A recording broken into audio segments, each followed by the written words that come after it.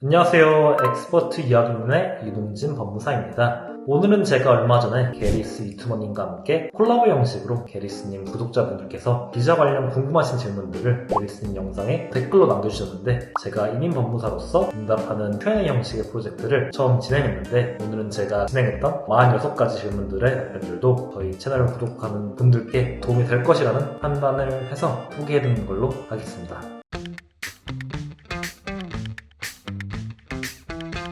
그러면 이제 첫 번째 질문부터 보시죠. 시솔 리스트는 엔제코드 2022년도 버전 기준인데 여기에 왁서도 매니큐어 리스트 그리고 네일 테크니션 또한 뷰티 테라피스트에 포함이 되어 있습니다. 퍼스널 트레이너 직업군은 시솔 리스트에 포함되어 있진 않지만 다오 2317 Other Sports Coach or Instructor는 들어있기 때문에 이거를 좀 참고하시면 좋을 것 같습니다. 댄스티션은 시솔 리스트에 들어가 있지 않지만 비슷한 직업군의 코드에 이제 Public Tutors and Teacher는 들어가 있어서 시도해볼 수는 있다고 생각이 듭니다. 35세 이상이어서 졸업생 비자를 못하시는 분들이라면 본인의 학력, 경력, 그리고 스폰이 가능한 직업군 및 그리고 후원을 이제 해주실 고용주가 있는지에 따라 가지고 이 길이 열릴 것 같습니다. H케어는 사파리 H케어 레이버 어그리먼트 스트림 혹은 H케어 센터에서 디서빌리티 쪽에서 일을 하신다면 411715번 레슨 케어 오피서라는 직업군을 고려해 보실 수 있습니다.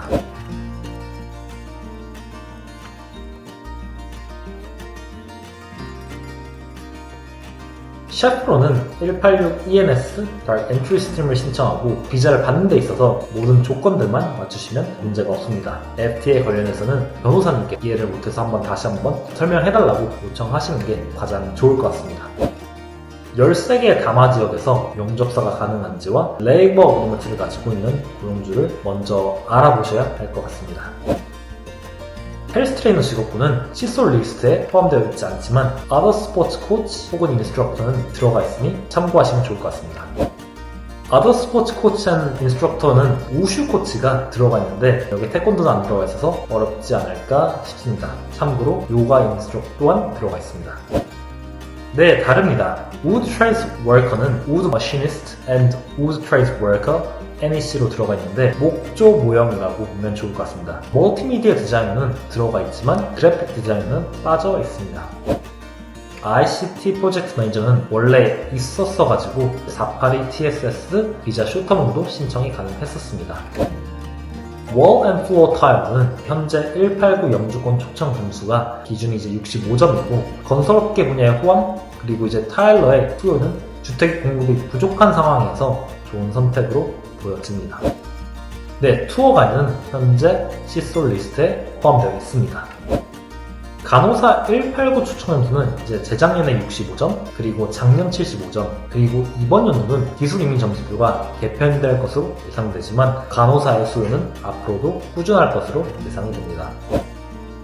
이번 회계년도에 저희 유학원에서 간호사와 더불어 LHR 티처, 유아교사가 189 추천장을 가장 많이 받은 것을 보았을 때 유아교사의 수요는 미래에도 많을 것으로 보이며 저는 괜찮다고 생각이 듭니다. 시솔 리스트는 SID 코어 스킬 스트림에 해당이 되니 이 리스트에 없는 직업군이라도 본인의 직업군이 호주 직업 분류군인 엔제코드 1번, 2번, 4번, 5번, 6번에 있고 Specialist Skills Income Threshold인 135,000 이상을 갖고 계신다면 신청이 가능합니다. 이제 하나로는 한 1억 3천 정도 될 것 같습니다. 물류 쪽은 기술 이민보다 고용주 후원인 SID 비자를 통해서 받는 게 훨씬 더 수월할 것으로 보입니다. 학위가 없다면 일반적으로 3년의 경력이 학위를 대체한다고 하지만 직업군에 따라 경력이 달라질 수도 있고 어느 비자 및 기술심사 기관인지에 따라 가지고 확인이 필요할 것으로 보입니다. 그 전에 카펜터로서 3년의 경력이 있지 않는 이상 Certificate 3 과정을 마친 이후에 경력부터 기술심사에서 인정이 됩니다.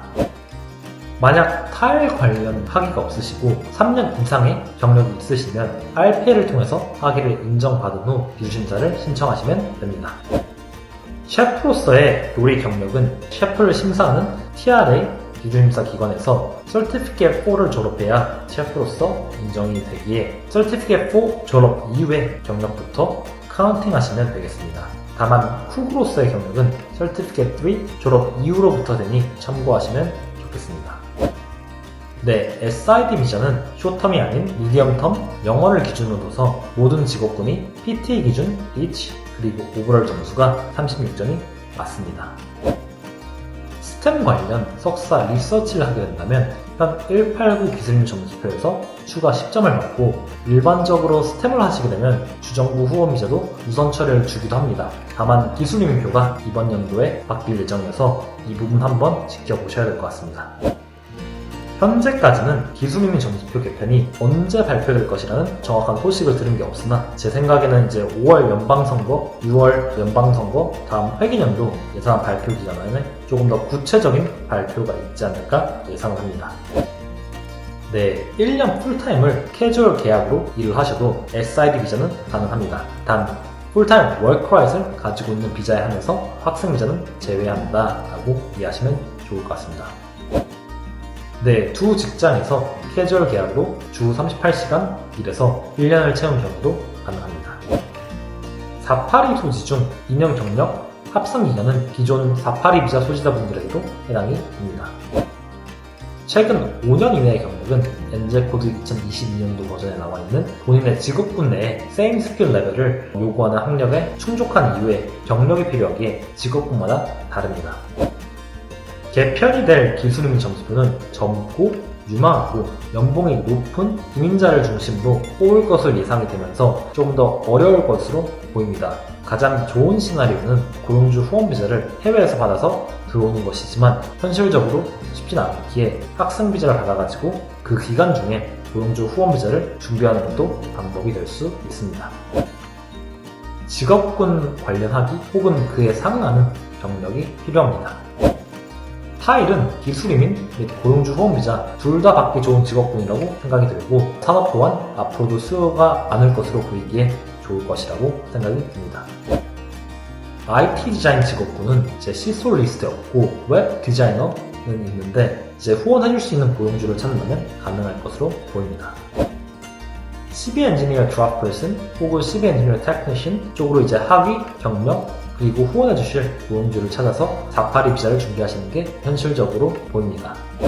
군사 부분은 비행기 파일럿, 비행 교관사, 헬리콥터 파일럿, 그리고 해군 건축가 혹은 해양 디자이너 정도 볼 수 있을 것 같습니다.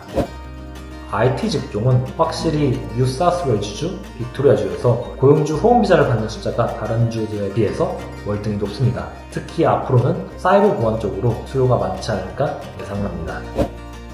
전기사는 시솔 리스트에 들어있고 학력이랑 경력이 있으시고 영주권에 186 달 엔트리를 후원해줄 고용주가 있고 가정분들께서 퀸즐랜드에 살고 계신다면 만 45세 미만까지 신청이 가능하시기에 아직 늦지 않았다고 봅니다.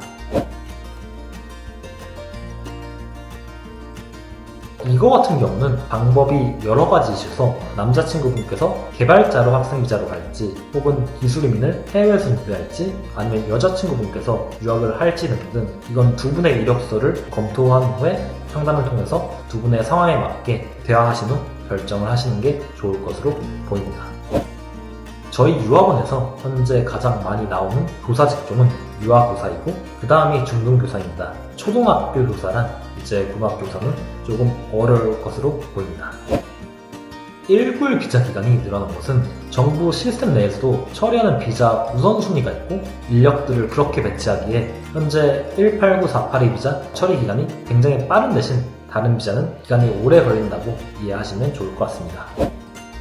페인팅 트레이드 워커는 저희 유학원에서도 현재 189 비자를 65 혹은 70점에서 받기에 유망한 직업인데 남자분들이 조금 더 많이 하시기는 합니다. 다만 여자분들이 하시기 괜찮은지는 현장에 계신 분들에게 물어보시는 게 조금 더 적합할 것으로 보입니다. 앞으로 새로 개정이 될 기술인 점수표가 어떻게 바뀌는지에 따라 가지고 간호사로서 잘 나올지 아닐지 판단이 될 것 같네요. 만약 영주권 준비 시 20대이시고 간호사 초봉으로서 연봉을 높게 받고 영어 점수가 높으면 유리하지 않을까 생각이 듭니다. 다만 간호사의 수요는 앞으로도 꾸준할 것으로 보입니다. 네, 토목도 건축과 관련되어 있고 두 분 다 영주권을 많이 받는 직업군에 일을 하고 계십니다. 자세한 것은 상담 맡으시는 것을 추천드립니다. 와인메이커가 이번에 시솔 리스트에 들어가 있는데 많은 학생분들이 선호하는 학업은 아니어서 정보가 없지 않나 생각이 듭니다. 남호주에서 학업을 하실 때 미리미리 파트타임으로 경력을 쌓으시고 추후에 고용주 후원비자도 준비하셔가지고 다른 분들에게도 가능하다는 것을 좋은 선례로 남기면 어떨까 싶습니다.